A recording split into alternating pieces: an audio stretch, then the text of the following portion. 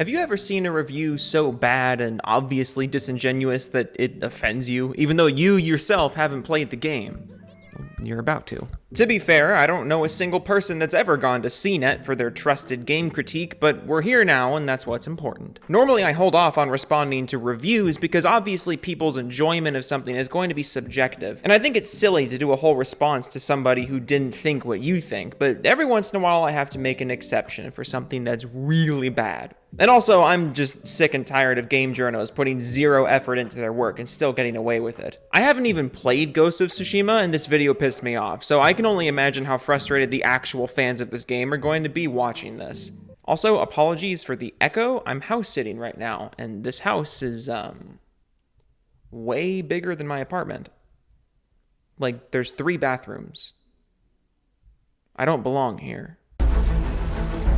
I'll be honest, going into playing Ghost of Tsushima, I didn't really understand what the moment-to-moment beats were going to feel like. Well, yeah, that's normally what it's like when you play a new video game. That's why you play the video game. And now that I've played a lot of this game, I'm here to tell you just what's up.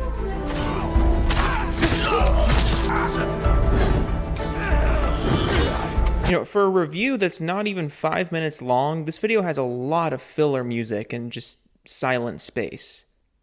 That's not a good thing. Also, keep in mind he says right there that he's played a lot of the game, because we're gonna come back to that. At its core, Ghost of Tsushima is an open-world action RPG. Wait a minute, you changed the pronunciation. First you called it Ghost of Tsushima, but now you're calling it Ghost of Tsushima. I feel like he didn't actually know how to pronounce it, so he just covered all his bases in the first 20 seconds, so he'd be right either way. When I bet on horses, I never lose. Why? I bet on all the horses. That puts you in control of Jin, a samurai that survives a Mongol invasion, but must set aside his lifelong traditions and training to fight the occupation. And that's about all of the story I'm going to get into because I haven't played very much. Wait, what? Ghost of Tsushima just wasn't able to grab me in a way that I cared that much about the main character, let alone anyone in this game. And, you know, never mind the fact that I'm a game critic and it's literally my job to play through games and tell you about them, even if I don't like them. Imagine if film critics were expected to just walk out of movies they don't like. Like, I understand it's different for game critics, and obviously a game is going to take way more of your time than a movie will, but come on. To admit you didn't get very far into the story and you don't have anything to say about it, that's not a great way to preface your review. I mean, your audience is clearly not happy with you no matter how you want to dress this up. Honestly, I think this is the single worst like to dislike ratio I've ever seen on a game review. Don't worry, it gets worse. In fact, a lot of the experience doesn't really feel like it brings that much to the table, or at least deviates substantially enough from what you've probably already played before in this kind of open world game. I mean, is deviation from a genre really a requirement for a game to be good? Like, clearly not, right? Obviously you don't want your game to be cliche or unoriginal, but to mark it as a negative that something doesn't deviate from a working formula just seems like a really odd point to make. It makes you just seem like a contrarian. Wait. What does work is the game's mostly solid swordplay. That's definitely the highlight here. Jin learns new stances and can switch them on the fly, which adds a nice layer of complexity when you're fighting. Different stances work better for different kinds of enemies. There's a tangible sense of variety in how you can approach a fight, and chaining attacks together can be super satisfying. Okay, so the combat is good, the core gameplay loop is satisfying, so what's the issue here? I'm a third of the way into the review where you say we should pass on the game, but you haven't really brought any damning evidence up. In fact, everything you've said so far has been positive, or just vague. Most melee sections can be started with a sort of standoff mode, which pits you against an enemy in a one-on-one super stylized encounter, where you essentially need to hold and release a button to time it correctly with an opponent's first strike.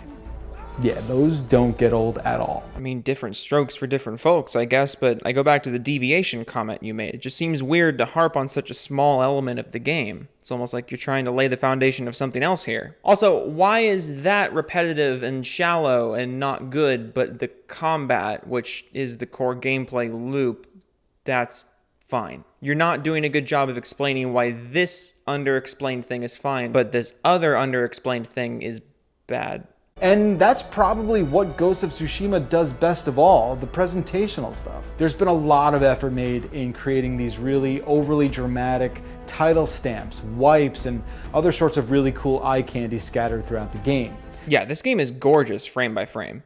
Again, I haven't played it myself, but it's visually, I love the style. I think the gameplay gets a little choppy in motion, but as for screenshot material, this game is gorgeous. I mean, this world is so overly picturesque. Trees and grass and leaves are constantly filling the screen, and deliberately so. You can even swipe up on the touchpad and get a gust of wind to show up that points you to the next waypoint.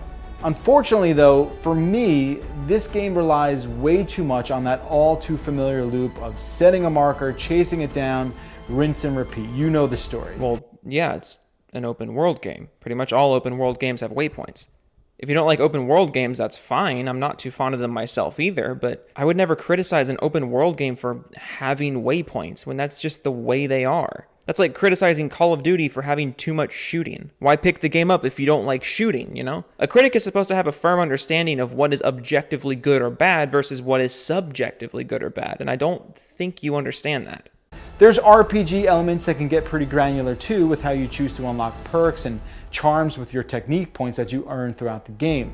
You'll also unlock new costumes, upgrade armor and weapons, and chase down objective after objective. And for a lot of people, that's probably going to be fine. Okay, so get someone else to play it. Is there only one game critic at CNET and they have to play everything? I mean, if that's the case, I honestly can't even put the full blame on this dude for getting the review so wrong. I don't play RTS games, so you wouldn't trust my judgment of a new one that came out.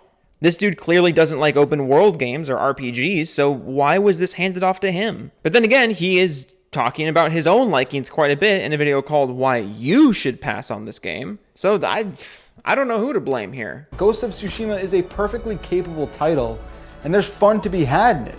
Jin's additional abilities grow much more powerful, and unlocking the array of new maneuvers is super rewarding. And like I said, the combat is good, but for me, the overall loop just wasn't exciting. Some mechanics felt kind of needless too, in a way that didn't really add anything to the overall picture. So the additional abilities, the upgrading abilities, the costumes, the unlockables, those didn't add anything to the overall picture. Okay. Like for example, you're on horseback a lot of this game, and just kind of out of nowhere the game points out that, hey, you can hunt animals if you want. You can do that. It just feels like a bit of a chore. Yes, you're describing side missions. Again, a staple of open world games. If they weren't there, the game would be boring. Why did they assign you to an open world game? Even in the way you collect items where you just sort of... Wait, can we get a replay of that? Look at his hand right here. Even in the way you collect items where you just... Wait, zoom in and enhance. Even in the way you collect items where you just... What are you holding? When I first watched this, I thought it was like a microwave burrito. But now it looks like a remote or something. What is that? I'm more invested in figuring out what you're holding than I am in anything you're saying. Even in the way you collect items where you just sort of casually walk or ride over things and hit a button to absorb them through osmosis, it just feels empty. Okay, well, would you rather play a mini game every time you want to pick something up? Would you rather the game turn into Hand Simulator when you're trying to grab a stick of bamboo and you have to stop walking, then manually grab it and put it in your backpack before you can move again? No.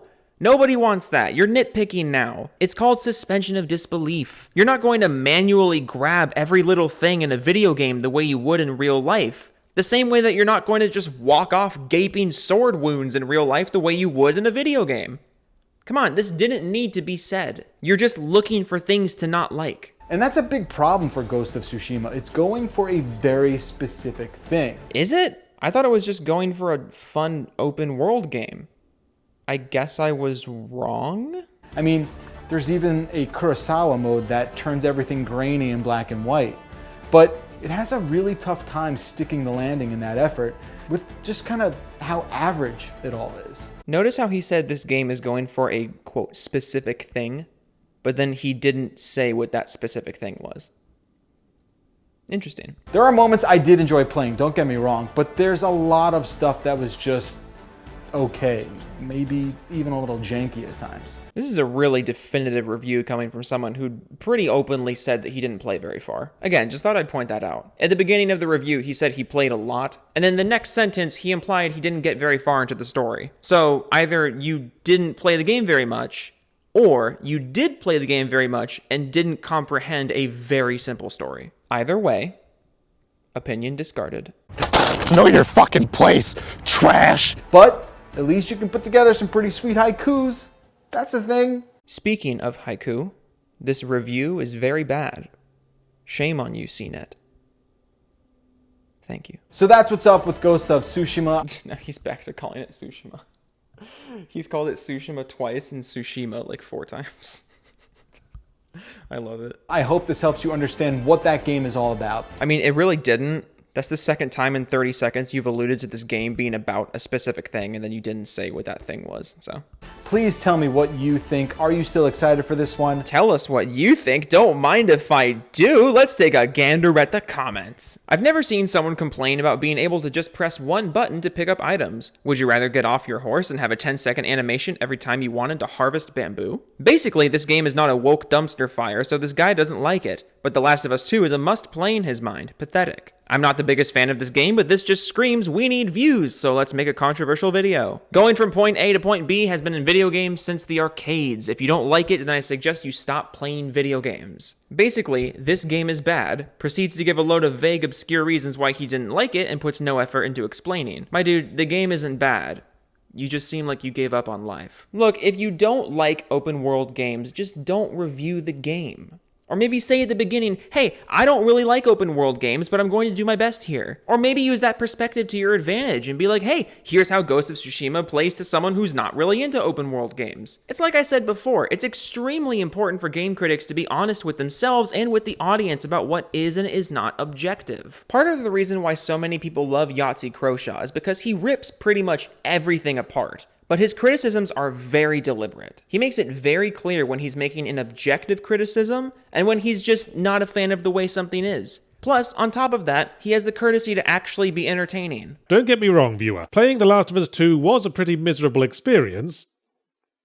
Kinda sounded like you were gonna say but there, Yahtzee. No, it's really fucking miserable and depressing, and I would have enjoyed my weekend more had I spent it teasing out my bum hairs with pliers. I've said it many times that I think negative reviews are really important because no game is perfect, and a lot of times objective cons with certain games go ignored by critics because there are so many pros. But this is not how you do a negative review. This is just incompetence, bordering on hit piece. It's bad. Bad. Okay, follow me on Twitter and Twitch and my music channel, and you can donate to the channel if you want. Links in the description to all those things. Thanks for watching. Okay, bye.